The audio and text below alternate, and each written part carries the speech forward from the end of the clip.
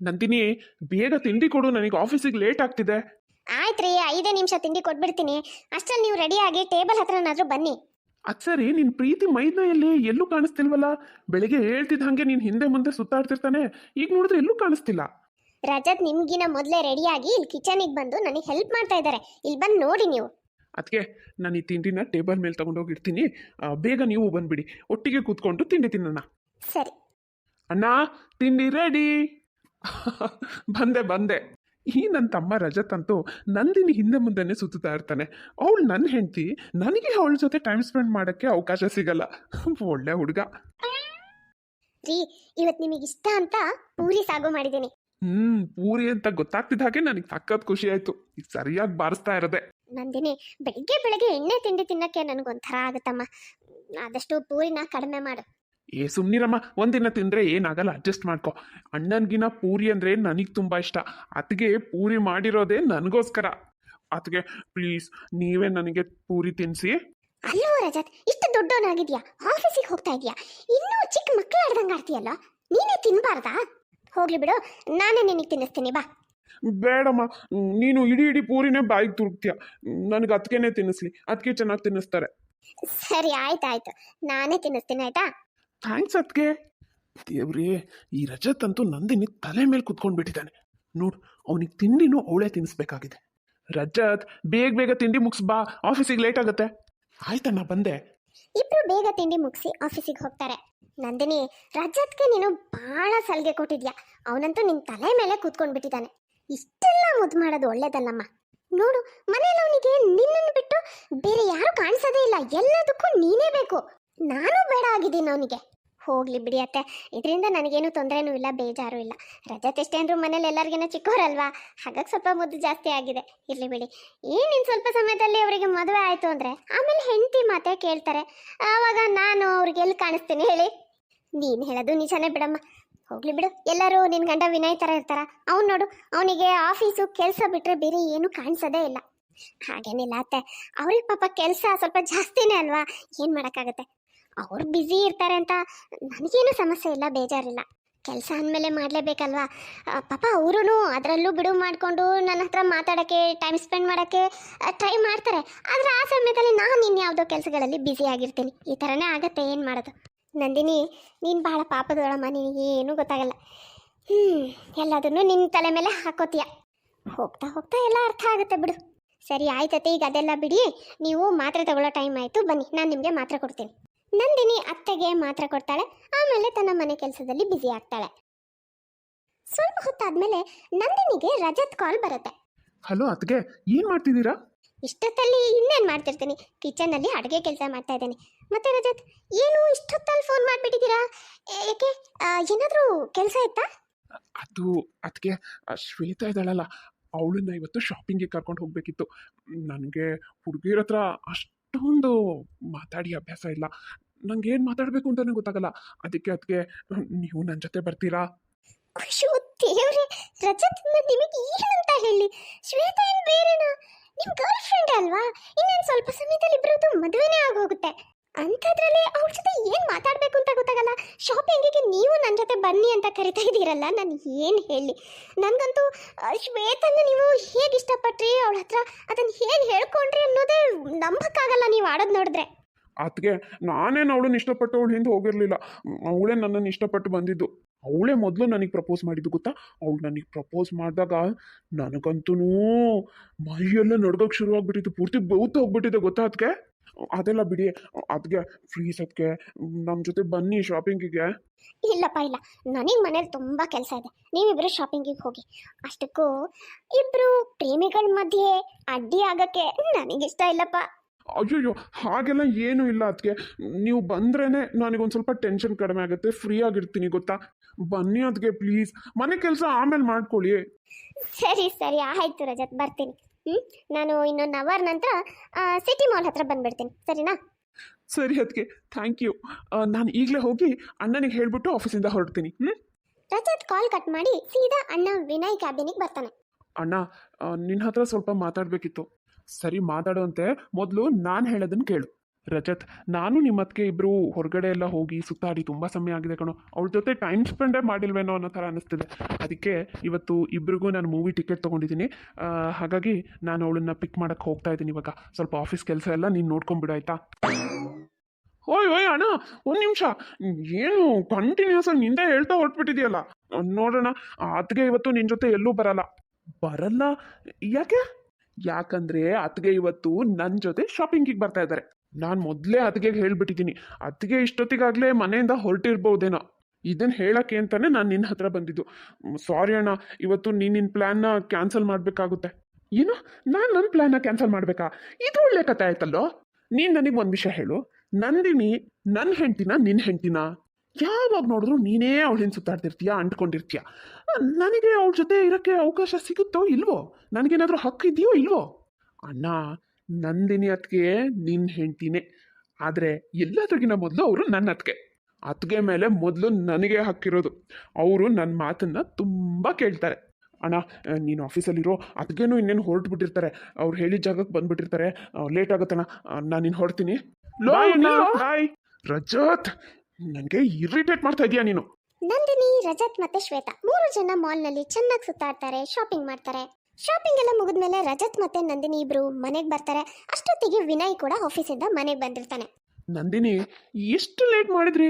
ಅಂಥದ್ದು ಏನು ಶಾಪಿಂಗ್ ಮಾಡೋದಿತ್ತು ನಿಮ್ಮಿಬ್ಬರಿಗೆ? ನಂದೇನು ಅಂಥ ಶಾಪಿಂಗ್ ಇರಲಿಲ್ಲ ರೀ. ನಿಮಗೊಂದು ಪರ್ಫ್ಯೂಮ್ ತಗೊಂಡೆ, ನನಗೆ ನೇಲ್ ಪಾಲಿಶ್ ತಗೊಂಡೆ ಅಷ್ಟೇ. ಮಿಕ್ಕಿದ್ದೆಲ್ಲ ಶಾಪಿಂಗ್ ಏನೇ ಇದ್ದರೂ ರಜತ್ಗೋಸ್ಕರ ಮಾಡಿದ್ದು. ಅವ್ರಿಗೆ ಶರ್ಟ್ ಅಂತೆ, ಪ್ಯಾಂಟ್ ಅಂತೆ, ಟೈ ಅಂತೆ, ಬೆಲ್ಟ್ ಅಂತೆ ಅಂತ ಈ ಸುಮಾರೆಲ್ಲ ತಗೊಂಡ್ವಿ. ರಜತ್ ತಮ್ಮ ಇಷ್ಟದ ಪ್ರಕಾರ ಏನೂ ತಗೊಳ್ಳೋದೇ ಇಲ್ಲ. ಏನೇನು ಪರ್ಚೇಸ್ ಮಾಡಿದಾರೋ ಎಲ್ಲ ನಾನು ಇಷ್ಟಪಟ್ಟು ನಾನು ಆರಿಸಿದ್ದನ್ನೇ ತಗೊಂಡಿದ್ದಾರೆ. ಅತ್ತಿಗೆ ಟೇಸ್ಟು ಎಷ್ಟು ಚೆನ್ನಾಗಿದೆ ಅಂದರೆ, ಅವರು ಸೆಲೆಕ್ಟ್ ಮಾಡಿಕೊಟ್ಟಿರೋ ಬಟ್ಟೆ ನಾನು ಹಾಕೊಂಡು ಹೋಗ್ತೀನಲ್ಲ, ಅವಾಗ ಎಲ್ಲರೂ ನನ್ನ ಬಟ್ಟೆನ ಎಷ್ಟು ಹೊಗಳ್ತಾರೆ ಗೊತ್ತಾ? ಅಷ್ಟು ಚೆನ್ನಾಗಿ ಆರಿಸ್ತಾರೆ. ಅದಕ್ಕೆ ಅತ್ತಿಗೆ ಆರಿಸಿದ್ದನ್ನೇ ನಾನು ತಗೊಳ್ಳೋದು. ಅತ್ತಿಗೆ ಇನ್ನು ಮುಂದಾದರೂ ಅಷ್ಟೇ ನನಗೆ ಬಟ್ಟೆ ಗಿಟ್ಟೆ ಎಲ್ಲ ನೀವೇ ಆರಿಸ್ಬೇಕು. ಯಾಕೋ? ಅವಳೇ ಯಾಕೋ ಯಾವಾಗಲೂ ನಿನ್ನ ಬಟ್ಟೆ ಆರಿಸ್ಕೊಡ್ಬೇಕು? ನಿನ್ನ ಮದುವೆ ಆದಮೇಲೆ ನಿನ್ನ ಹೆಂಡತಿ ತಾನೇ ಇದನ್ನೆಲ್ಲ ಮಾಡಬೇಕು. ನನ್ನ ಹೆಂಡತಿ ಜೊತೆ ಸಮಯ ಕಳೆಯೋಕ್ಕೆ ನನಗೂ ಅವಕಾಶ ಕೊಡೋ. ಅವಳಿಗೆ ನನ್ನ ಜೊತೆ ಸಮಯ ಕಳೆಯೋಕ್ಕೆ ಟೈಮೇ ಇಲ್ದ ಹಾಗಾಗಿದೆ. ಅಣ್ಣ, ಇದು ಸ್ವಲ್ಪ ಕಷ್ಟನೇ. ಯಾಕಂದರೆ ಅದಕ್ಕೆ ಯಾವಾಗಲೂ ನನಗೋಸ್ಕರನೇ ಬುಕ್ ಆಗಿರ್ತಾರೆ. ಸರಿ ಸರಿ ಅಕ್ಕೆ, ನಾನು ಹೋಗಿ ಫ್ರೆಶ್ ಆಗಿ ಬಂದ್ಬಿಡ್ತೀನಿ. ನನಗೋಸ್ಕರ ಒಂದು ಲೋಟ ಟೀ ಮಾಡಿಕೊಡಿ ಅದಕ್ಕೆ ಪ್ಲೀಸ್. ಸರಿ. ನಂದಿನಿ, ರಜತ್ ನಿನಗೆ ಸ್ವಲ್ಪ ಜಾಸ್ತಿನೇ ಅಂಟ್ಕೊಂಡಿದ್ದಾನೆ ಅಂತ ನಿನಗೆ ಅನ್ನಿಸ್ತಿಲ್ಲ? ಎಲ್ಲರಿಗೂ ಒಂದು ಪರ್ಸ್ನಲ್ ಸ್ಪೇಸ್ ಅಂತ ಬೇಕಾಗುತ್ತೆ. ಅದರಲ್ಲೂ ನೀನು ಮದುವೆ ಆಗಿರೋಳು. ಅವನೊಂದು ಸ್ವಲ್ಪ ಇದನ್ನೆಲ್ಲ ಅರ್ಥ ಮಾಡ್ಕೋಬೇಕಲ್ವಾ? ಕೊನೆ ಪಕ್ಷ ನಮ್ಮಿಬ್ರು ಮಧ್ಯೆ ಬರಬಾರ್ದು ಅಂತನಾದರೂ ಅವನಿಗೆ ಅರ್ಥ ಆಗ್ಬೇಕಲ್ವಾ? ಅವನ ವಿಷಯ ಬಿಡು, ನೀನು ಅರ್ಥ ಮಾಡ್ಕೊಳ್ತಾ ಇಲ್ಲ. ಯಾವಾಗಲೂ ಅವನು ನಿನ್ನ ಹಿಂದೆ ಬಿದ್ದಿರ್ತಾನೆ, ನೀನು ಅಷ್ಟೇ ಅವನ ಕೆಲಸಗಳಲ್ಲೇ ಮುಳುಗಿರ್ತೀಯ. ಒಂದೊಂದು ಸಲ ಅಂತೂ ನನಗೆ ಹೇಗನ್ಸುತ್ತೆ ಅಂದರೆ, ನೀನು ನನ್ನ ಹೆಂಡ್ತಿನ ಅವನ ಹೆಂಡ್ತಿನ ಅನ್ನೋದೇ ಕನ್ಫ್ಯೂಸ್ ಆಗಿಬಿಡುತ್ತೆ. ಏನ್ರಿ ನೀವು ಏನೇನೋ ಮಾತಾಡ್ತಾ ಇದ್ದೀರಾ? ಸ್ವಲ್ಪ ಏನು ಮಾತಾಡ್ತಾ ಇದ್ದೀನಿ ಅಂತ ಯೋಚನೆ ಮಾಡಿ ಮಾತಾಡಿ. ರಜತ್ ಜೊತೆ ಏನೋ ಒಂದು ಸ್ವಲ್ಪ ಹೊರಗಡೆ ಶಾಪಿಂಗಿಗೆ ಹೋಗಿದ್ದಕ್ಕೆ ನಿಮಗೆ ಇಷ್ಟೊಂದು ಉರಿ ಬಿದ್ದುಬಿಡ್ತಾ? ನೀವು ಈ ಥರ ಯೋಚನೆ ಮಾಡೋಕ್ಕೆ ರಜತ್ ಬೇರೆ ಯಾರು ಅಲ್ಲ ರೀ, ನಿಮ್ಮ ಸ್ವಂತ ತಮ್ಮ. ಈ ಥರ ಎಲ್ಲ ಯೋಚನೆ ಮಾಡೋಕ್ಕೆ ಮಾತಾಡೋಕ್ಕೆ ನಿಮಗೆ ಹೇಗೆ ಮನಸ್ಸು ಬರುತ್ತೆ? ಓ, ನಿನಗೆ ಬರೀ ನಾನು ಈಗ ಮಾತಾಡಿದ್ದು ತಪ್ಪಾಗಿ ಕಾಣ್ತಿದೆ ಅಲ್ವಾ? ಆದರೆ ನಾನು ಈ ಥರ ಯಾಕೆ ಮಾತಾಡ್ತಿದ್ದೀನಿ ಅನ್ನೋದು ನಿನಗೆ ಅರ್ಥ ಆಗ್ತಿಲ್ಲ. ಹಾಂ, ನಾನು ನಿನ್ನ ಗಂಡ, ನನಗೂ ನಿನ್ನ ಸಮಯ ಬೇಕಾಗುತ್ತೆ ಅನ್ನೋದು ನಿನಗೆ ಗೊತ್ತಾಗ್ತಿಲ್ಲ ಅಲ್ಲ? ಸರಿ ಆಯಿತು, ನೀನು ನಿನ್ನ ಮೈದನ ಜೊತೆ ಖುಷಿಯಾಗಿರು. ನಾನು ಯಾರು ನಿನಗೆ ಹೇಳೋಕ್ಕೆ ಅಲ್ವಾ? ಇದನ್ನು ಕೇಳಿ ನಂದಿನಿಗೆ ತುಂಬ ದುಃಖ ಆಗುತ್ತೆ. ನೀವು ನನ್ನನ್ನು ಅರ್ಥನೇ ಮಾಡ್ಕೊಂಡಿಲ್ಲ ಅಲ್ವಾ? ಇಡೀ ದಿನ ನೀವು ಆಫೀಸ್ ಕೆಲಸದಲ್ಲೇ ಬ್ಯುಸಿಯಾಗಿರ್ತೀರ. ಆದರೆ ಯಾವತ್ತೂ ನಾನು ನಿಮಗೇನು ಹೇಳಲಿಲ್ಲ. ಆದರೆ ಇವತ್ತು ರಜತ್ ಅವ್ರ ಜೊತೆ ನಾನೊಂದು ಸ್ವಲ್ಪ ಖುಷಿಯಾಗಿ ನಗಾಡ್ತಾ ಇದ್ದಿದ್ದನ್ನು ನಿಮಗೆ ಸಹಿಸ್ಕೊಳ್ಳೋಕ್ಕಾಗಲಿಲ್ಲ. ರಜತ್ಗೆ ನನ್ನ ಮೇಲೆ ಗೌರವ ಇದೆ, ಅದಕ್ಕೆ ಅನ್ನೋ ಪ್ರೀತಿ ಇದೆ, ಜಾಸ್ತಿ ನನ್ನನ್ನು ಹಚ್ಕೊಂಡಿದ್ದಾರೆ. ನಾನು ಅವ್ರನ್ನ ಗೌರವಿಸ್ತೀನಿ, ಅಷ್ಟು ಬಿಟ್ಟರೆ ಇನ್ನೇನಿದೆ ಇಲ್ಲಿ? ತುಂಬ ಬೇಜಾರಾಯಿತು. ನನಗೆ ನಿಮ್ಮ ಜೊತೆ ಮಾತಾಡೋಕ್ಕೆ ಮನಸ್ಸಿಲ್ಲ. ಮಾರನೇ ದಿನ ಬೆಳಗ್ಗೆ ನಂದಿನಿ ಯಾರ ಹತ್ರನೂ ಏನೂ ಮಾತಾಡ್ತಾ ಇರಲ್ಲ. ಕೋಪ ಮಾಡ್ಕೊಂಡು ಅಡುಗೆ ಕೆಲಸ ಎಲ್ಲ ಮಾಡ್ತಾ ಇರ್ತಾಳೆ. ಇದನ್ನ ಅತ್ತೆ ಗಮನಿಸ್ತಾಳೆ. ಬೆಳಗ್ಗೆಯಿಂದ ನೋಡ್ತಾ ಇದ್ದೀನಿ, ಇವಳು ಏನೂ ಮಾತಾಡ್ತಿಲ್ಲ. ಕೋಪದಲ್ಲಿದ್ದಾಳೆ, ಬೇಜಾರಲ್ಲಿದ್ದಾಳೆ, ಏನೂ ಮಾತಾಡ್ತಿ ಸುಮ್ಮನೆ ಕೆಲಸ ಮಾಡ್ತಾ ಇದ್ದಾಳೆ. ಏನೂ ಆಗಿರಬೇಕು. ಹೋಗಿ ವಿನಯ್ನೇ ಕೇಳ್ತೀನಿ. ವಿನಯ್, ನಿನ್ನ ಹತ್ರ ಒಂದು ವಿಷಯ ಕೇಳಬೇಕಿತ್ತು. ನಂದಿನಿ ಯಾಕಷ್ಟು ಕೋಪದಲ್ಲಿದ್ದಾಳೆ? ಯಾಕೆ ಬೇಜಾರು ಮಾಡ್ಕೊಂಡಿದ್ದಾಳೆ? ನಿಮ್ಮಿಬ್ಬರಿಗೂ ಏನಾದರೂ ಜಗಳ ಆಯ್ತಾ? ಇಲ್ಲಮ್ಮ, ಅಂಥದ್ದೆಲ್ಲ ಏನಿಲ್ಲ. ನೀನೇನು ತಲೆ ಕೆಡ್ಸ್ಕೊಬೇಡ. ಸಣ್ಣ ಪುಟ್ಟ ಏನಾದರೂ ವಿಷಯಗಳು ಇದ್ದೇ ಇರುತ್ತಲ್ವಮ್ಮ. ಅಷ್ಟೇ, ಏನೋ ಒಂದು ಸ್ವಲ್ಪ ಬೇಜಾರಾಗಿರ್ಬೇಕು, ಬಿಡು ಹೋಗ್ಲಿ. ಇಲ್ಲ ಕಣೋ, ನೀನು ಹೇಳಿದಾಗೆ ಏನೋ ಸಣ್ಣ ವಿಷಯ ಅಂತ ನನಗೆ ಅನಿಸ್ತಾ ಇಲ್ಲ, ಏನೋ ಬೇರೆನೇ ಇದೆ. ಯಾಕಂದ್ರೆ ನಂದಿನಿನ ನಾನು ಚೆನ್ನಾಗಿ ಅರ್ಥ ಮಾಡ್ಕೊಂಡಿದ್ದೀನಿ. ಅವಳು ಚಿಕ್ಕ ಪುಟ್ಟ ವಿಷಯಕ್ಕೆಲ್ಲ ಈ ಥರ ಕೋಪ ಮಾಡ್ಕೊಳ್ಳಲ್ಲ. ವಿನಯ್, ನನ್ನ ಹತ್ರ ಮುಚ್ಚಿಡ್ಬೇಡ, ಏನು ವಿಷಯ ಅಂತ ಹೇಳು. ಅಮ್ಮ, ಏನಂತ ಹೇಳಮ್ಮ? ಏನು ಹೇಳಬೇಕು ಅಂತಾನೆ ನನಗೆ ಗೊತ್ತಾಗ್ತಿಲ್ಲ. ನಂದಿನಿ ಯಾವಾಗಲೂ ಅವಳ ಕೆಲಸದಲ್ಲೇ ಬ್ಯುಸಿ ಆಗಿರ್ತಾಳೆ. ಅವಳ ಹತ್ರ ನನಗೋಸ್ಕರ ಸಮಯನೇ ಇರಲ್ಲ. ಮನೇಲಿ ಅಂತ ತಲೆ ಹೋಗೋಂಥ ಕೆಲಸ ಏನಿಲ್ಲ, ಅಡುಗೆ ಕೆಲಸ ಒಂದೇ. ಮನೆ ಕ್ಲೀನಿಂಗು ಅದಕ್ಕೆಲ್ಲ ಕೆಲಸದವ್ರು ಬರ್ತಾರೆ. ಹಾಗಿದ್ದು ಇಡೀ ದಿನ ಬ್ಯುಸಿನೇ. ಅವಳು ಏನಾದರೂ ಫ್ರೀ ಆಗಿರ್ತಾಳೆ ಅಂದರೆ ಅದು ಬರೀ ರಜತ್ಗೋಸ್ಕರ ಮಾತ್ರ. ಅದಕ್ಕೆ ನನಗೆ ಕೋಪ ಬಂತು, ಒಂದೆರಡು ಮಾತು ಅಂದೆ. ಅದಕ್ಕೆ ಅವಳು ಈ ಥರ ಇರೋದು. ಅದೇನೇ ಇರಲಿ, ಈಗ ನೀನು ಅವಳಿಗೆ ಬೇಜಾರಾಗೋ ಹಾಗೆ ಮಾತಾಡಿದ್ಯಾ. ಈಗ ನೀನೇ ಅವಳಿಗೆ ಸಮಾಧಾನ ಮಾಡಬೇಕು. ಅದು ಹೇಗೆ ಗೊತ್ತಾ, ಕೋಪ ಮಾಡ್ಕೊಳ್ಳೋದು ಒಂಥರ ಹೆಂಡತಿ ಹಕ್ಕು. ಕೋಪ ಮಾಡ್ಕೊಂಡಿರೋ ಹೆಂಡತಿನ ಸಮಾಧಾನ ಮಾಡೋದು ಗಂಡನ ಕರ್ತವ್ಯ, ಗೊತ್ತಾಯ್ತಾ? ಹಾಗಾಗಿ ಅವಳಿಗೆ ಸಮಾಧಾನ ಮಾಡಪ್ಪ. ಅವಳಿಗೆ ಹೊರಗಡೆ ಸುತ್ತಾಡಿಸು, ಅವಳಿಗೆ ಏನು ಇಷ್ಟನೋ ಅದಂತ ಅಂದ್ಕೊಡು, ಏನಾದರೂ ಮಾಡು, ಒಟ್ಟು ಅವಳು ಸಮಾಧಾನ ಆಗಬೇಕು. ಅವಳನ್ನ ಈ ಥರ ನೋಡೋಕ್ಕೆ ನನಗಾಗಲ್ಲ. ಆಯ್ತಮ್ಮ, ಪ್ರಯತ್ನ ಮಾಡ್ತೀನಿ. ಅಷ್ಟೊತ್ತಿಗೆ ಒಳಗಡೆಯಿಂದ ನಂದಿನಿ ಧ್ವನಿ ಬರುತ್ತೆ. ತಿಂಡಿ ರೆಡಿ ಆಗಿದೆ, ಯಾರ್ಯಾರು ತಿಂಡಿ ಮಾಡೋರಿದ್ದೀರಾ ಎಲ್ಲರೂ ಬರ್ಬೋದು. ನಂದಿನಿ, ನೀನು ಹೋದ ತಿಂಗಳು ನನಗೆ ಒಂದು ಡೈಮಂಡ್ ರಿಂಗ್ ಡಿಸೈನ್ ಕಳಿಸಿದ್ಯಲ್ಲ, ಅದು ನಿಂಗೆ ತುಂಬ ಇಷ್ಟ ಆಗಿದೆ, ತಗೋಬೇಕು ಅಂತ ಹೇಳ್ತಾ ಇದೆಯಲ್ವಾ? ಬಾ, ಇವತ್ತು ನಾನು ನಿನಗೆ ಅದನ್ನು ಕೊಡಿಸ್ತೀನಿ. ನನಗೆ ಯಾವ ಡೈಮಂಡ್ ರಿಂಗು ಬೇಡ. ಮೊದಲು ಬಾಯಿಗೆ ಬಂದ ಹಾಗೆಲ್ಲ ಮಾತಾಡ್ಬಿಡೋದು, ಆಮೇಲೆ ಡೈಮಂಡ್ ರಿಂಗು ಅದು ಇದು ಅಂತ ಆಸೆ ತೋರಿಸಿ ಸಮಾಧಾನ ಮಾಡೋಕ್ಕೆ ಪ್ರಯತ್ನ ಮಾಡೋದು. ಏನು ಬೇಕಾಗಿಲ್ಲ ನನಗೆ. ಅಯ್ಯೋ ದೇವ್ರೇ, ಇನ್ನೂ ನಿನ್ನ ಕೋಪ ತಣ್ಣಗಾಗಿಲ್ವಾ? ಏನೋ ಒಂದು ಟೈಮು ಕೋಪ ಬಂತು, ಕೋಪದಲ್ಲಿ ಒಂದೆರಡು ಮಾತಂದೆ, ಅದನ್ನು ಬಿಟ್ಟು ಹಾಕ್ಬಾರ್ದಾ ನಂದಿನಿ? ಬಿಟ್ಟು ಹಾಕು ಹೋಗ್ಲಿ. ನೋಡೋಣ, ಈಗಲೂ ನೀನು ಅದಕ್ಕೆ ಹತ್ರ ಹೇಗೆ ಮಾತಾಡ್ತಿದ್ಯಾ? ಕೋಪ ಮಾಡ್ಕೊಂಡಿರೋ ಹೆಂಡ್ತಿನ ಈ ಥರನ ಸಮಾಧಾನ ಮಾಡೋದು? ಬೇರೆ ಏನಾದರೂ ಐಡಿಯಾ ಮಾಡು. ನಿನಗೆ ಬೇಕಾದರೆ ಅದಕ್ಕೆ ನಾನು ಹೇಗೆ ಸಮಾಧಾನ ಮಾಡಬೇಕು ಅಂತ ನಾನು ನಿನಗೆ ಐಡಿಯಾ ಕೊಡ್ತೀನಿ. ಮತ್ತೆ ನಮ್ಮ ಮಧ್ಯೆ ಮಾತಾಡಕ್ಕೆ ಬರ್ತಿದ್ಯಾ?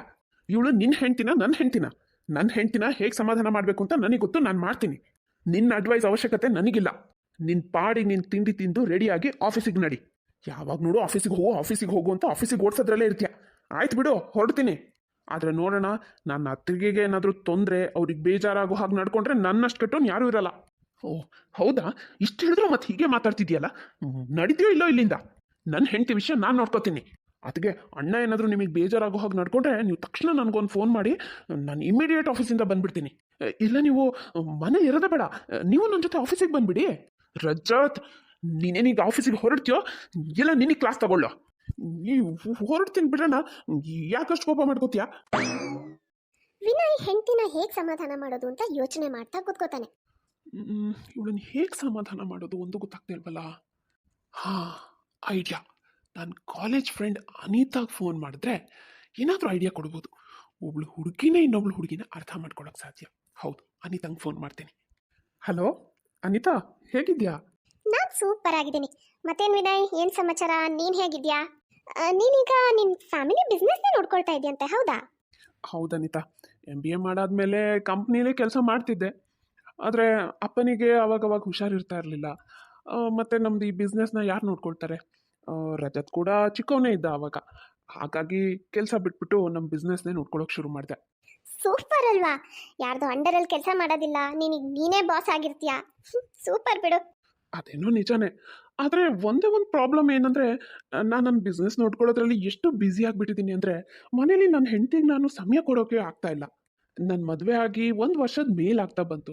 ಇಷ್ಟು ಸಮಯದಲ್ಲಿ ನಾನು ನನ್ನ ಹೆಂಡತಿ ನಂದಿನಿ ಜೊತೆ ಬರೀ ಒಂದು 2-3 ಸಲ ಅಷ್ಟೇ ಹೊರಗಡೆ ಹೋಗೋಕ್ಕೆ ಸಾಧ್ಯ ಆಗಿದೆ. ಅವಳು ಪಾಪ ಎಲ್ಲ ಅರ್ಥ ಮಾಡ್ಕೋತಾಳೆ, ಹಾಗಾಗಿ ಏನೂ ಹೇಳಲ್ಲ. ಆದರೆ ಇವತ್ತು ಮಾತ್ರ ಅದೇನೋ ಗೊತ್ತಿಲ್ಲ, ಯಾವುದೋ ಒಂದು ವಿಷಯಕ್ಕೆ ಸಿಕ್ಕಾಪಟ್ಟೆ ಕೋಪ ಮಾಡ್ಕೊಂಡ್ಬಿಟ್ಟಿದ್ದಾಳೆ. ಅವಳನ್ನ ಹೇಗೆ ಸಮಾಧಾನ ಮಾಡೋದು ಅನ್ನೋದೇ ನನಗೆ ಗೊತ್ತಾಗ್ತಿಲ್ಲ. ಓ, ಇದಕ್ಕಿದ್ದಾಗೆ ವಿನಯ್ ಅವ್ರ ಕಾಲು ನನಗೆ ಯಾಕೆ ಬಂತು ಅಂತ ನನಗೆ ಈಗ ಅರ್ಥ ಆಗ್ತಿದೆ. ಅಂದರೆ ನಿನ್ನ ಹೆಂಡತಿ ಕೋಪ ಮಾಡ್ಕೊಂಡಿದ್ದಾಳೆ, ಅವಳನ್ನ ಸಮಾಧಾನ ಮಾಡೋಕ್ಕೆ ನನ್ನ ಹೆಲ್ಪ್ ಬೇಕಾಗಿದೆ ಅಲ್ವಾ? ಹೌದು ಅನಿತಾ, ನನಗೆ ಎಷ್ಟೇ ಜನ ಫ್ರೆಂಡ್ಸ್ ಇದ್ರು ನನಗೆ ಈ ಟೈಮಲ್ಲಿ ನೆನಪಾಗಿದ್ದು ನೀನೇ. ಇದರಲ್ಲೇ ನೀನು ಅರ್ಥ ಮಾಡ್ಕೋಬೇಕು, ನೀನು ನನಗೆ ಎಷ್ಟು ಕ್ಲೋಸ್ ಫ್ರೆಂಡು ಅಂತ. ಪ್ಲೀಸ್ ಅನಿತಾ, ಅವಳನ್ನ ಹೇಗೆ ಸಮಾಧಾನ ಮಾಡಲಿ ಅಂತ ಏನಾದರೂ ಐಡಿಯಾ ಕೊಡು. ನೀನೊಂದು ಕೆಲಸ ಮಾಡು, ನಿನ್ನ ಹೆಂಡತಿಗೆ ಏನಾದರೂ ಒಂದು ಅವಳು ಇಷ್ಟಪಡೋ ಅಂತ ಚೆನ್ನಾಗಿರೋ ಗಿಫ್ಟ್ ತಂದ್ಕೊಡು, ಅವಳು ಖುಷಿ ಆಗ್ಬಿಡ್ತಾಳೆ. ಇಲ್ಲ ಅನಿತಾ, ನಾ ಅದೆಲ್ಲ ಟ್ರೈ ಮಾಡಾಯ್ತು, ಅದಕ್ಕೆಲ್ಲ ಅವಳು ಆಕಾರ್ಗಲ್ಲ. ಈ ಐಡಿಯಾ ಫ್ಲಾಪೇ. ಹಾಗಾದ್ರೆ ನೀನೊಂದು ಕೆಲಸ ಮಾಡು. ಇವತ್ತು ನೀನೇ ಅವಳಿಗೆ ಇಷ್ಟ ಆಗೋಂಥ ಅಡುಗೆ ಮಾಡಿ ಬಡಿಸು, ಖುಷಿ ಆಗ್ತಾಳೆ. ಅಯ್ಯೋ ಅನಿತಾ, ನನಗೆ ಅಡುಗೆ ಮಾಡೋಕ್ಕೆ ಬರಲ್ಲ, ಒಂದು ಟೀ ಮಾಡೋಕ್ಕೂ ಸರಿಯಾಗಿ ಬರಲ್ಲ. ಹಾಗಾಗಿ ಬೇರೆ ಏನಾದರೂ ಐಡಿಯಾ ಕೊಡು. ಅಲ್ಲ ವಿನಯ್, ನೀನು ಹೆಂಡ್ತಿನ ಸಮಾಧಾನ ಮಾಡೋಕ್ಕೆ ನನ್ನ ಹತ್ರ ಐಡಿಯಾ ಕೇಳ್ತಿದ್ಯಲ್ಲ, ಅವಳೆ ನಿನ್ನ ಹೆಂಡ್ತಿನೋ ನನ್ನ ಹೆಂಡ್ತಿನೋ? ಈ ಡೈಲಾಗ್ ನಾನು ದಿನ ನನ್ನ ತಮ್ಮಂಗೆ ಹೇಳ್ತಾ ಇರ್ತೀನಿ. ಇವತ್ತಿನ ಅದೇ ಡೈಲಾಗ್ ನನಗೆ ಹೇಳ್ತಾ ಇದೆಯಾ? ಅವಳು ನನ್ನ ಹೆಂಡ್ತಿನೇ ಕಣಮ್ಮ, ನನ್ನ ಹೆಂಡ್ತಿನೇ. ಅಂದಮೇಲೆ ನಿನ್ನ ಹೆಂಡತಿ ಬಗ್ಗೆ ನಿನಗಿಂತ ಚೆನ್ನಾಗಿ ಯಾರಿಗೂ ಗೊತ್ತಿರಲ್ಲ. ಹಾಗಾಗಿ ಅವಳನ್ನ ಹೇಗೆ ಸಮಾಧಾನ ಮಾಡಬೇಕು ಅಂತ ನೀನೇ ಯೋಚನೆ ಮಾಡು, ನನ್ನ ತಲೆ ತಿನ್ಬೇಡ. ಸರಿ ಬಾಯ್. ಅನಿತಾ ಕಾಲ್ ಕಟ್ ಮಾಡಿಬಿಡ್ತಾಳೆ. ವಿನಯ್ ಮತ್ತೆ ತನ್ನ ಹೆಂಡತಿನ ಹೇಗೆ ಸಮಾಧಾನ ಮಾಡೋದು ಅಂತ ಯೋಚನೆ ಮಾಡೋಕೆ ಶುರು ಮಾಡ್ತಾನೆ. ಆಗ ಅವನಿಗೆ ಒಂದು ಐಡಿಯಾ ಬರುತ್ತೆ. ಅದರಿಂದ ಅವನು ಖುಷಿ ಆಗ್ತಾನೆ. ಮಾರನೇ ದಿನ ಸಂಜೆ ವಿನಯ್ ಆಫೀಸಿಂದ ಬಂದವನು ತಾಯಿ ಹತ್ರ ಮಾತಾಡ್ತಾ ಕೂತಿರ್ತಾನೆ. ರಜತ್ ಕೂಡ ಬಂದಿರ್ತಾನೆ. ಅಮ್ಮ, ನನಗೊಂದು ಯೋಚನೆ ಬಂದಿದೆ. ಅದೇನಂದರೆ, ರಜತ್, ನೀನು ಒಂದಷ್ಟು ದಿನ ಆಫೀಸ್ನ ನೋಡ್ಕೊ. ನಾನು ನಂದಿನಿ ಒಂದು ಸ್ವಲ್ಪ ದಿನ ಹೊರಗಡೆ ಎಲ್ಲಾದರೂ ಸುತ್ತಾಡ್ಕೊಂಡು ಬರೋಣ ಅಂತ ಅಂದ್ಕೊಂಡಿದ್ದೀನಿ. ನಾವಿಬ್ಬರು ಹೊರಗಡೆ ಎಲ್ಲಾದರೂ ಹೋಗಿ ತುಂಬ ಸಮಯ ಆಗಿ ಹೋಗಿದೆ. ಹಾಗಾಗಿ ಇಬ್ರಿಗೂ ಜಮ್ಮು ಕಾಶ್ಮೀರ ಟಿಕೆಟ್ ಕೂಡ ಬುಕ್ ಮಾಡಿಬಿಟ್ಟಿದ್ದೀನಿ. ಒಳ್ಳೆ ಕೆಲಸ ಮಾಡ್ದಿ ಕಣೋ ವಿನಯ್. ನಂದಿನಿಗೂ ಜಮ್ಮು ಕಾಶ್ಮೀರ ನೋಡಬೇಕು ಅಂತ ತುಂಬ ಆಸೆ ಇತ್ತು. ಹೇಗೂ ಅಲ್ಲಿಗೆ ಹೋಗ್ತಿದ್ದೀರಾ, ಹಾಗೆ ಅಲ್ಲಿ ಯಾವ್ಯಾವ ಶಕ್ತಿ ದೇವತೆಗಳ ಜಾಗಗಳಿದೆ, ದೇವಸ್ಥಾನಗಳಿದೆ, ಎಲ್ಲ ಕಡೆ ಹೋಗಿ ಬನ್ನಿ. ದೇವರ ಆಶೀರ್ವಾದ ನಿಮ್ಮಿಬ್ಬರಿಗೂ ತುಂಬ ಮುಖ್ಯ. ಹ್ಞೂನಮ್ಮ, ನಾನು ಎಲ್ಲ ವ್ಯವಸ್ಥೆ ಮಾಡಿದ್ದೀನಿ. ನಾವಿಬ್ಬರು ಎಲ್ಲ ಕಡೆ ಸುತ್ತಾಡಿಕೊಂಡು ಹಾಗೆ ದೇವ್ರಗಳ ದರ್ಶನನೂ ಮಾಡ್ಕೊಂಡು ಬರ್ತೀವಿ. ಅಣ್ಣ, ನೀನು ಅದಕ್ಕೆ ಬದಲಿಗೆ ಅಮ್ಮನ ಕರ್ಕೊಂಡು ಹೋಗು. ಅಮ್ಮನಿಗೂ ಜಮ್ಮು ಕಾಶ್ಮೀರ ನೋಡಬೇಕು ಅಂತ ತುಂಬ ಆಸೆ ಇದೆ ಅಲ್ವಾ? ಅಮ್ಮನ ಕರ್ಕೊಂಡು ಹೋಗು, ಅದಕ್ಕೇನು ಕರ್ಕೊಂಡು ಹೋಗ್ಬೇಡ. ಯಾಕೋ ಕರ್ಕೊಂಡು ಹೋಗಬಾರ್ದು? ಅವಳೇನು ನನ್ನ ಹೆಂಡ್ತಿನ ಇಲ್ಲ ನಿನ್ನ ಹೆಂಡ್ತಿನ? ಅವಳು ನನ್ನ ಹೆಂಡ್ತಿ ಕಣ. ನನ್ನ ಹೆಂಡ್ತಿನ ನನಗೆ ಎಲ್ಲಿ ಬೇಕೋ ಅಲ್ಲಿ ಕರ್ಕೊಂಡು ಹೋಗ್ತೀನಿ. ನಿನಗೇನು ಪ್ರಾಬ್ಲಮ್ಮು? ಅದು ಹಾಗಲ್ಲ ಅಣ್ಣ. ಅದಕ್ಕೆ ನಿನ್ನ ಜೊತೆ ಬಂದರೆ ಇಲ್ಲಿ ನನಗೆ ಊಟ ತಿಂಡಿ ಅಡುಗೆ ಎಲ್ಲ ಮಾಡಿಕೊಡೋರು ಯಾರು? ನನ್ನ ಕಡೆ ಯಾರು ಗಮನ ಕೊಡ್ತಾರೆ? ಅಮ್ಮನಿಗಂತೂ ಇದೆಲ್ಲ ಮಾಡೋಕ್ಕಾಗಲ್ಲ. ಯಾಕಂದರೆ ಮಂಡಿ ನೋವಿರೋದಕ್ಕೆ ಅಮ್ಮನಿಗೆ ತುಂಬ ಹೊತ್ತು ಅಡುಗೆ ಮನೆಯಲ್ಲೆಲ್ಲ ನಿಂತ್ಕೊಳ್ಳೋಕ್ಕೂ ಆಗಲ್ಲ. ಹಾಗಾಗಿ ಅದಕ್ಕೆ ನಿನ್ನ ಜೊತೆ ಬಂದುಬಿಟ್ರೆ ನನಗೆ ಅಡುಗೆ ಮಾಡಿಕೊಡೋರು ಯಾರು? ನನಗೆ ಹೊರಗಡೆ ಊಟ ಸೇರಲ್ಲಪ್ಪ. ನನಗೆ ಅತ್ತಿಗೆ ಮಾಡೋ ಅಡುಗೆನೇ ನನಗಿಷ್ಟ ಆಗೋದು. ಅಯ್ಯೋ ದೇವ್ರೆ, ನನ್ನ ಪ್ರೀತಿ ಮೈದ್ನ ನನ್ನ ಮೇಲೆ ಅದೆಷ್ಟು ಪ್ರೀತಿ ವಿಶ್ವಾಸ ಇಟ್ಕೊಂಡಿದ್ದೀರಾ. ರಜತ್ ಹೇಳೋದು ನಿಜ. ರಜತ್ ಒಬ್ರನ್ನೇ ಇಲ್ಬಿಟ್ಟು ನಾನಾದರೂ ಹೇಗೆ ಟ್ರಿಪ್ಪಿಗೆ ಬರೋಕ್ಕೆ ಸಾಧ್ಯ? ರೀ, ನೀವೊಂದು ಕೆಲಸ ಮಾಡಿಬಿಡಿ. ನಮ್ಮಿಬ್ಬರ ಜೊತೆ ಅತ್ತೆ ಮತ್ತು ರಜತ್ ಇಬ್ರಿಗೂ ಟಿಕೆಟ್ ಬುಕ್ ಮಾಡಿ ನಾವೆಲ್ಲರೂ ಒಟ್ಟಿಗೆ ಟ್ರಿಪ್ ಹೋಗೋಣ. ಬೇಕಾಗಿಲ್ಲ, ನಾನು ಯಾವ ಟ್ರಿಪ್ಪಿಗೂ ಬರಲ್ಲ, ಎಲ್ಲೂ ಹೋಗೋದು ಬೇಕಾಗಿಲ್ಲ. ಇರೋ, ನೀನು ಇಲ್ಲೇ ನಿನ್ನ ಪ್ರೀತಿ ಮೈದನ ಜೊತೆನೇ ಇರು, ಎಲ್ಲೂ ಬರಬೇಡ. ನನ್ನ ಹಣೆ ಬರನೇ ಸರಿ ಇಲ್ಲ. ಅದಕ್ಕೆ ನನಗೆ ಇಂಥ ಹೆಂಡ್ತಿ, ಇಂಥ ತಮ್ಮ ಬೆನ್ನಿಗೆ ಬಿದ್ದಿದ್ದೀರಾ. ಅದನ್ನು ನಾನೇನು ಮಾಡಿದ್ದೀನಿ? ನನ್ನ ಮೇಲೆ ಯಾಕೆ ಕೋಪ ಮಾಡ್ಕೋತಿದ್ಯಾ? ಇಲ್ಲಪ್ಪ, ನಿಂದು ಏನು ತಪ್ಪಿಲ್ಲ, ಎಲ್ಲ ತಪ್ಪು ನಂದೆ. ಇಂಥ ಹೆಂಡ್ತಿನ ಮದುವೆ ಮಾಡ್ಕೊಂಡು ಇಲ್ಲಿ ಕರ್ಕೊಂಡು ಬಂದಿದ್ದೀನಿ ನೋಡು, ನಂದೇ ತಪ್ಪು. ಮನೆನ ಒಡೆದು ಅಣ್ಣ ತಮ್ಮನ್ನ ಬೇರೆ ಬೇರೆ ಮಾಡೋಂಥ ಹೆಂಡ್ತಿನ ನಾನು ಮದುವೆ ಮಾಡ್ಕೊಂಡು ಬರಬೇಕಿತ್ತು. ನನಗೆ ಅದು ಏನಾಗಿತ್ತೋ ಏನೋ, ಅದಕ್ಕೆ ನಾನು ಮನೇಲಿ ಗಂಡನೊಬ್ಬನ ಬಿಟ್ಟು ಮಿಕ್ಕವ್ರೆಲ್ಲರೂ ಚೆನ್ನಾಗಿ ನೋಡ್ಕೊಳ್ಳೋ ಅಂಥ ಹೆಂಡ್ತಿನ ಕರ್ಕೊಂಡು ಬಂದಿದ್ದೀನಿ. ಏನಾಗಿದೆ ರೀ ನಿಮಗೆ? ಯಾಕೆ ಈ ಥರ ಎಲ್ಲ ಮಾತಾಡ್ತಾ ಇದ್ದೀರಾ? ನಿಮ್ಗೇನಾದ್ರೂ ತಲೆ ಕೆಟ್ಟಿದ್ಯಾ? ಹೌದು, ನನಗೆ ತಲೆ ಕೆಟ್ಟಿದೆ. ಖುಷಿನಾ? I am sorry Nandini. ನಾನು ನಿನ್ನನ್ನು ಎಲ್ಲೂ ಕರ್ಕೊಂಡು ಹೋಗೋಕೆ ಇಷ್ಟಪಡಲ್ಲ. ನೀನು ಇಲ್ಲೇ ನಿನ್ನ ಮೈದನ ಜೊತೆನೇ ಇರು. ನನಗೆ ನಿದ್ದೆ ಬರ್ತಿದೆ, ನಾನು ಹೋಗಿ ಮಲ್ಕೋತೀನಿ. ನನ್ನನ್ನು ಊಟಕ್ಕೂ ಕರಿಬೇಡ, ನಾನು ಊಟನೂ ಮಾಡಲ್ಲ. ನೀನು ನಿನ್ನ ಪ್ರೀತಿ ಮೈದನಿಗೆ ಊಟ ಬಡಿಸು.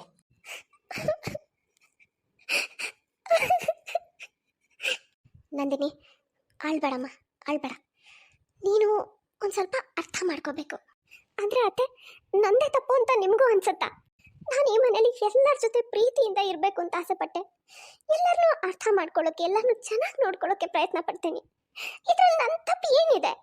ನಂದಿನಿ, ನಾನು ನೀನು ತಪ್ಪು ಅಂತ ಹೇಳ್ತಿಲ್ಲ. ನಾನೇನು ಹೇಳ್ತಾ ಇರೋದಂದ್ರೆ, ವಿನಯ್ಗೂ ನಿನ್ನ ಅವಶ್ಯಕತೆ ಇದೆ, ಅವನಿಗೂ ನೀನು ಸಮಯ ಕೊಡಬೇಕು ಅನ್ನೋದನ್ನು ನೀನು ಅರ್ಥ ಮಾಡ್ಕೋಬೇಕು. ನಿನ್ನ ಮತ್ತೆ ನಿನ್ನ ಗಂಡನ ಸಂಬಂಧನ ಸರಿಯಾಗಿ ನಿಭಾಯಿಸೋದೇ ನಿನ್ನ ಮೊದಲನೇ ಜವಾಬ್ದಾರಿ. ನಿನ್ನ ಮತ್ತೆ ನಿನ್ನ ಗಂಡನ ಮಧ್ಯೆ ಯಾರಿಂದನೇ ಆಗಲಿ, ಯಾವ ವಿಷಯಕ್ಕೆ ಆಗಲಿ ಬಿರುಕು ನೀನು ಅವಕಾಶ ಕೊಡಬಾರ್ದು. ಅದನ್ನು ನಾನು ಅವರಿಗೆ ಯಾವ ಥರ ಕಿರಿಕಿರಿನೂ ಮಾಡಿಲ್ಲ. ಅವ್ರು ಯಾವಾಗಲೂ ಕೆಲಸದಲ್ಲಿ ಬ್ಯುಸಿ ಇರ್ತಾರೆ. ನಾನು ಅದನ್ನು ಅರ್ಥ ಮಾಡ್ಕೋತೀನಿ. ಅದರಿಂದ ಸಿಟ್ಟಾಗೋದು, ಅವ್ರಿಗೇನಾದರೂ ಅನ್ನೋದು, ಅವರಿಗೆ ಜಗಳ ಮಾಡೋದು ಅವ್ರ ಜೊತೆ, ಇಂಥದ್ದೆಲ್ಲ ಯಾವತ್ತೂ ಮಾಡಿಲ್ಲ. ಅವರು ಖುಷಿಯಾಗಿ ನನ್ನ ಜೊತೆ ಟೈಮ್ ಸ್ಪೆಂಡ್ ಮಾಡ್ತಿರ್ಲಿಲ್ಲ, ಬ್ಯುಸಿಯಾಗಿ ಇರ್ತಿದ್ರು. ಆದರೂ ನಾನು ಅವ್ರಿಗೆ ಏನೂ ಹೇಳ್ತಿರ್ಲಿಲ್ಲ. ಹೀಗಿತ್ತು ಅವರಿಗೆ ನನ್ನ ಬಗ್ಗೆ ಯಾಕೆ ಇಷ್ಟೊಂದು ಕಂಪ್ಲೇಂಟ್ಸು, ಯಾಕೆ ಇಷ್ಟೊಂದು ಕೋಪ, ಬೇಜಾರು? ಯಾಕಂದರೆ ನಂದಿನಿ, ಇಡೀ ದಿನ ನಿನ್ನ ಗಮನ ಬರೀ ರಜತ್ ಕಡೆನೇ ಇರುತ್ತೆ. ಯಾಕಂದರೆ ರಜತ್ ಕೂಡ ಯಾವಾಗಲೂ ಅದಕ್ಕೆ ಅಂತ ನೀನು ಹಿಂದೆ ಸುತ್ತುತ್ತಿರ್ತಾನೆ, ನಿನ್ನ ಕೆಲಸದಲ್ಲಿ ಸಹಾಯ ಮಾಡ್ತಾನೆ. ಅದೆಲ್ಲ ಬಿಡು. ಇದೆಲ್ಲದ್ರ ಮಧ್ಯೆ ನೀನು ವಿನಯ್ಗೋಸ್ಕರ ಸಮಯ ಕೊಡಲೇಬೇಕು. ಅವನಿಗೆ ನಿನ್ನ ಜೊತೆ ಮಾತಾಡಬೇಕು ಅಂತ ಆಸೆ, ನಿನ್ನ ಜೊತೆ ಸಮಯ ಕಳಿಬೇಕು ಅಂತ ಆಸೆ. ಅವ್ನು ನಿನ್ನ ಜೊತೆ ಸಮಯ ಕಳಿಬೇಕು, ಹೊರಗಡೆ ಹೋಗಬೇಕು ಅಂದಾಗಲೆಲ್ಲ ರಜತ್ ಬರ್ತಾನೆ. ಅವ್ನು ನಿನ್ನನ್ನು ಇನ್ನೆಲ್ಲೋ ಕರ್ಕೊಂಡು ಹೋಗ್ತಾನೆ. ಅವ್ನು ನಿನ್ನ ಜೊತೆ ಕುತ್ಕೊಂಡು ಮಾತಾಡ್ತಿರ್ತಾನೆ. ಅವನಿಗೆ ಒಂಥರ ಅನ್ಸಲ್ವಾ? ಅವನು ಆಫೀಸಿಂದ ಬಂದ ತಕ್ಷಣ ನೀನು ಅವನ ಜೊತೆ ಬಂದು ಕುತ್ಕೊಂಡು ಸ್ವಲ್ಪ ಹೊತ್ತು ಮಾತಾಡಬೇಕು, ಈ ಥರ ಎಲ್ಲ ಅವನಿಗೆ ಅನ್ನಿಸ್ತಿರತ್ತೆ. ಹಾಗಾಗಿ ನೀನು ಸ್ವಲ್ಪ ಅರ್ಥ ಮಾಡ್ಕೋಬೇಕು. ನೋಡು ನಂದಿನಿ, ಮೊದಲು ಏನಿದ್ರು ನಿನ್ನ ಪ್ರಿಫರೆನ್ಸು ನಿನ್ನ ಗಂಡ ವಿನಯ್ಗೆ ಇರಬೇಕು. ಆಮೇಲೆ ನಾನು, ರಜತ್ತು, ಎಲ್ಲರೂ. ಇದನ್ನ ನೀನು ಅರ್ಥ ಮಾಡ್ಕೋಬೇಕು. ಅದಕ್ಕೆ ಇಷ್ಟು ದಿನ ನನಗೂ ಇದು ಯಾವುದೂ ಗೊತ್ತೇ ಆಗಿರಲಿಲ್ಲ. ಅಮ್ಮನ ಮಾತು ಕೇಳಿದ್ಮೇಲೆ ಹೌದು, ನನ್ನ ಕಡೆಯಿಂದನೂ ತಪ್ಪಾಗಿದೆ ಅಂತ ಅನ್ನಿಸ್ತಿದೆ. ನನ್ನಿಂದ ನಿಮ್ಮಿಬ್ಬರ ಮಧ್ಯೆ ಮನಸ್ತಾಪ ಬರೋ ಹಾಗಾಯಿತು. ಇನ್ಯಾವತ್ತೂ ಈ ಥರ ಆಗಲ್ಲ ಅದಕ್ಕೆ. ನಾನು ಇನ್ಯಾವತ್ತೂ ನಿಮ್ಮ ಮತ್ತು ಅಣ್ಣನ ಮಧ್ಯೆ ಬರಲ್ಲ. ಸಾರಿ ಅದಕ್ಕೆ. ಸಾರಿ ಯಾಕೆ ಹೇಳ್ತೀರಾ ರಜತ್? ನಿಮಗೂ ಯಾವುದೇ ಕೆಟ್ಟ ಉದ್ದೇಶ ಇಲ್ಲ ಅನ್ನೋದು ನನಗೂ ಗೊತ್ತು. ಆದರೆ ಏನು ಮಾಡೋದು ಪರಿಸ್ಥಿತಿ ಇದರಲ್ಲಿ. ನಿಮ್ಮ ತಪ್ಪೆಷ್ಟಿದೆಯೋ ಅಷ್ಟೇ ನಂದು ತಪ್ಪಿದೆ. ನಾನು ಅರ್ಥ ಮಾಡ್ಕೋಬೇಕಿತ್ತು. ಅತ್ತೆ, ರಜತ್ಗೂ ಆದಷ್ಟು ಬೇಗ ಮದುವೆ ಮಾಡಿಬಿಡೋಣ ಅಲ್ವಾ? ಹ್ಞೂನಮ್ಮ, ಸರಿಯಾಗಿ ಹೇಳಿದೆ. ನಿಮ್ಮನೆ ಕಡೆನೂ ಯಾವುದಾದ್ರೂ ಹುಡುಗಿ ಇದ್ರೆ ಹೇಳು, ಬೇಗ ಇವನಿಗೆ ಮದುವೆ ಮಾಡೋಣ. ಆಮೇಲೆ ಬೇಕಿದ್ರೆ ಇವನ ಹೆಂಡತಿ ಜೊತೆ ಎಲ್ಲಿ ಬೇಕಿದ್ರು ಸುತ್ತಾಡಲಿ. ಅತ್ತೆ, ಹುಡುಗಿಗೇನೋ ಆಲ್ರೆಡಿ ರೆಡಿ ಇದ್ದಾಳೆ. ಆದರೆ ನಾನು ನೋಡಿದ ಹುಡುಗಿ ಅಲ್ಲ, ನಿಮ್ಮ ಮಗನೇ ನೋಡ್ಕೊಂಡಿರೋ ಹುಡುಗಿ. ಹುಡುಗಿ ಹೆಸರು ಶ್ವೇತಾ ಅಂತ. ನಾನು ನೋಡಿದ್ದೀನಿ, ತುಂಬ ಒಳ್ಳೆ ಹುಡುಗಿ. ಶ್ವೇತನ ಜೊತೆನೇ ರಜತ್ ಮದುವೆ ಮಾಡೋಣ. ಎಲ್ಲದಕ್ಕೂ ಮೊದಲು ನಾನು ಹೋಗಿ ವಿನಯ್ಗೆ ಸಮಾಧಾನ ಮಾಡಬೇಕು. ಹೋಗಮ್ಮ, ಮೊದಲು ಆ ಕೆಲಸ ಮಾಡು. ಸಾರಿ ರೀ, ನಿಮ್ಮನ್ನು ಅರ್ಥ ಮಾಡ್ಕೊಳ್ಳೋದ್ರಲ್ಲಿ ತುಂಬ ತಡ ಮಾಡಿಬಿಟ್ಟೆ. ನನ್ನನ್ನು ಕ್ಷಮಿಸಿ, ನನಗೊಂದು ಅವಕಾಶ ಕೊಡಿ. ನಮ್ಮಿಬ್ಬರು ಸಂಬಂಧನ ಇನ್ನು ಗಟ್ಟಿ ಮಾಡ್ಕೊಳ್ಳೋಕ್ಕೆ ನನಗೊಂದು ಅವಕಾಶ ಕೊಡಿ. ಮಧ್ಯೆ ಏನಾದರೂ ರಜತ್ ಬಂದರೆ? ನಮ್ಮಿಬ್ರು ಮಧ್ಯೆ ರಜತ್ ಅಷ್ಟೇ ಅಲ್ಲ, ಯಾರೂ ಬರಲ್ಲ. ರಜತ್ ಆದರೂ ಯಾಕೆ ಬರ್ತಾರೆ? ಅವ್ರಿಗೂ ಯಾವುದೇ ಕೆಟ್ಟ ಉದ್ದೇಶ ಇಲ್ಲ ರೀ. ಇನ್ನೇನು ರಜತ್ಗೂ ಶ್ವೇತಾ ಜೊತೆ ಮದುವೆ ಮಾಡಿಬಿಡ್ತೀವಿ. ಆಮೇಲೆ ಹೆಂಡತಿ ಜೊತೆನೇ ಬ್ಯುಸಿ ಆಗಿಬಿಡ್ತಾರೆ ರಜತ್. ಅವ್ರು ಇನ್ನು ಯಾರ ಹತ್ರ ಯಾರ ಮಧ್ಯೆ ಬರಕ್ಕೆ ಹೋಗ್ತಾರೆ ಹೇಳಿ? ಅದು ಸರಿನೇ. ಸರಿ, ಆಗಿದ್ದೆಲ್ಲ ಆಯಿತು. ಎಲ್ಲ ಮರ್ತ್ಬಿಟ್ಟು ಇನ್ಮೇಲೆ ನಾವಿಬ್ಬರು ಖುಷಿಯಾಗಿರೋಣ. ನೋಡಿದ್ರಲ್ಲ ಫ್ರೆಂಡ್ಸ್, ಇವತ್ತಿನ ಈ ವಿಡಿಯೋ ನಿಮಗೆ ಸ್ವಲ್ಪನಾದರೂ ಇಷ್ಟ ಆಗಿದ್ರೆ ಪ್ಲೀಸ್ ಚಾನಲ್ನ ಸಬ್ಸ್ಕ್ರೈಬ್ ಮಾಡಿ. ಹಾಗೆ ಪ್ಲೀಸ್ ಲೈಕ್ ಮಾಡೋದನ್ನು ಮಾತ್ರ ಮರಿಬೇಡಿ. ಮುಂದಿನ ವಿಡಿಯೋದಲ್ಲಿ ಮತ್ತೆ ಸಿಗೋಣ. Bye friends.